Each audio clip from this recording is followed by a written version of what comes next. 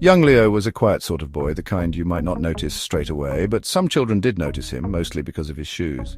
His shoes had seen better days, much better days indeed. They had little holes near the toes, like tiny mouse holes, and the laces were frayed and often came undone. His trousers, too, were a bit short at the ankles, and his mum had sewn neat patches on the knees. Leo didn't mind the patches too much. They were like small, colourful maps of adventures he hadn't yet had. But some of the other children, especially Mark and Sarah, they pointed and whispered. It wasn't very nice whispering. Mark was a sturdy lad with a loud laugh, and Sarah often followed his lead, her giggles like little pinpricks. "Look at Leo's funny shoes," Mark would say, not quite loud enough for the teacher, Mrs. Gable, to hear, but plenty loud for Leo. Sarah would then titter, covering her mouth with her hand, but her eyes would be crinkled up with unkind amusement. Leo would feel his ears go hot. He would try to tuck his feet under his chair, wishing his shoes could disappear, or better yet, turn into shiny new football boots. He never said anything back. He just looked down at his desk, at the worn wood, and wished he were somewhere else entirely. At lunchtime, Leo often sat by himself under the big oak tree at the edge of the playground. He'd eat his sandwich slowly, watching the other children play their noisy games of tag and chase. He longed to join in, to be part of the shouting and the laughter, but the memory of the whispers about his clothes always held him back. It was like an invisible wall built of unkind words and thoughtless sneers. Mrs. Gable, a kind woman with spectacles perched on her nose, sometimes saw Leo sitting alone. She would try to encourage him, but the roots of the teasing were deep and hidden, like the roots of the old oak tree itself. The days felt long and grey for Leo, even when the sun was shining brightly in the sky. He tried his best in lessons, often knowing the answers, but he was too shy to put his hand up very often. He worried that if he spoke, Mark or Sarah might find something new to snigger about. So he kept his thoughts to himself, like precious treasures locked away in a secret box. The sadness was a heavy cloak he wore, even heavier than his old, patched coat. He just hoped that one day things might be different, though he couldn't quite imagine how. Then one spring, Leo's family had to move away for a little while.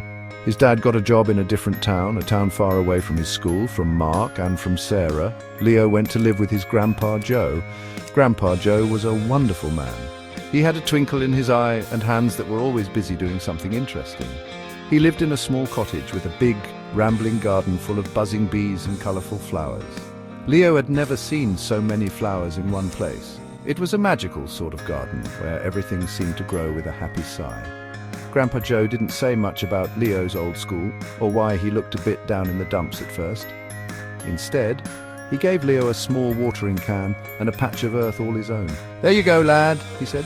"Let's see what you can conjure up from this." So Leo learned to plant seeds, tiny, almost invisible seeds that Grandpa Joe promised would turn into crunchy carrots and sweet peas. He learned to tell the difference between a weed and a welcome shoot. He spent hours in the sunshine, his hands covered in good, honest dirt, and he felt a quiet sort of happiness bloom inside him. It wasn't just gardening that Leo learned. Grandpa Joe was a clever man with his hands. He taught Leo how to mend things. They fixed a wobbly leg on the kitchen table together, using old-fashioned tools that smelled of wood and oil. Leo learned to whittle small figures from scraps of wood, a little bird, a boat, a funny-looking fox. He discovered a patience he didn't know he had. His fingers, once clumsy, became surprisingly nimble. He felt useful. And that was a feeling as warm and comforting as the sun on his back in Grandpa Joe's garden. He also read. Oh, how he read. Grandpa Joe's cottage was filled with books. Books about adventures on the high seas, books about stars and planets, books about brave knights and clever animals. Leo would sit by the fire in the evenings, a book open on his lap, and travel to all sorts of marvelous places. The words filled his head with new ideas and new dreams. He grew taller that summer, not just in height, but inside himself too. He still thought about his old school sometimes, but the sting of the teasing had lessened, replaced by the smell of freshly turned earth and the stories from his books. Autumn arrived, painting the leaves in Grandpa Joe's garden with shades of gold and red. And just as the leaves began to fall, Leo's dad's job in the new town finished. It was time to go back to their old house and back to Leo's old school. A little flutter of nervousness danced in Leo's tummy like a trapped moth. He thought of Mark and Sarah. He wondered if they would still be there. if they would remember him, and if they would remember his old patched shoes. He hoped things might be different, but a small part of him was worried. The first day back was a bit like walking into a dream he half remembered. The school corridors smelled the same, a mixture of floor polish and old books.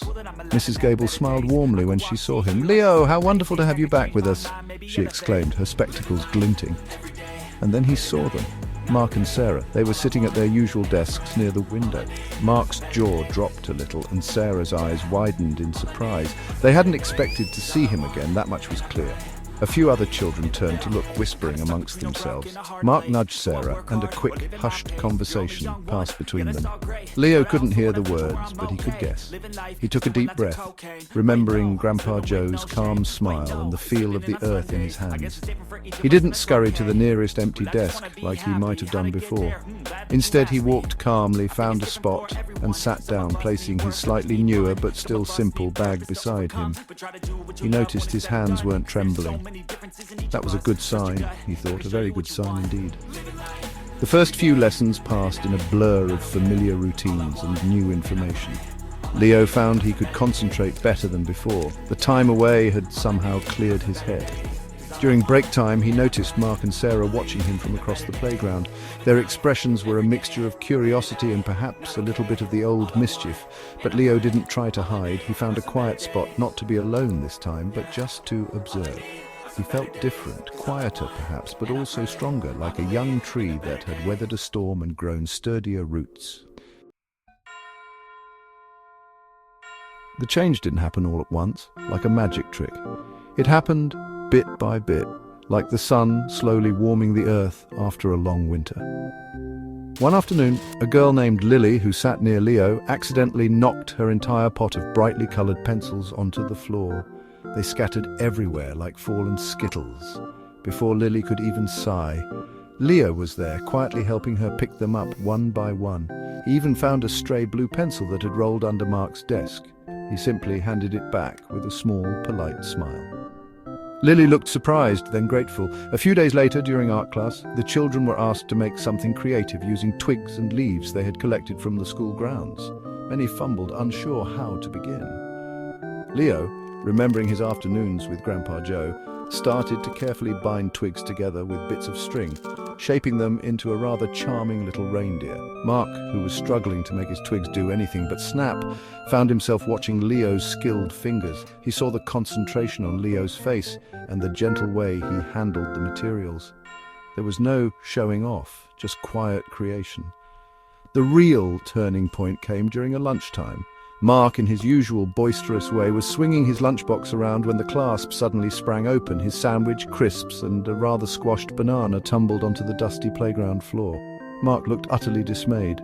Before anyone could laugh, Leo, who was sitting nearby, opened his own lunchbox. He took out his shiny red apple and his extra cheese sandwich. He walked over to Mark and quietly offered him the sandwich.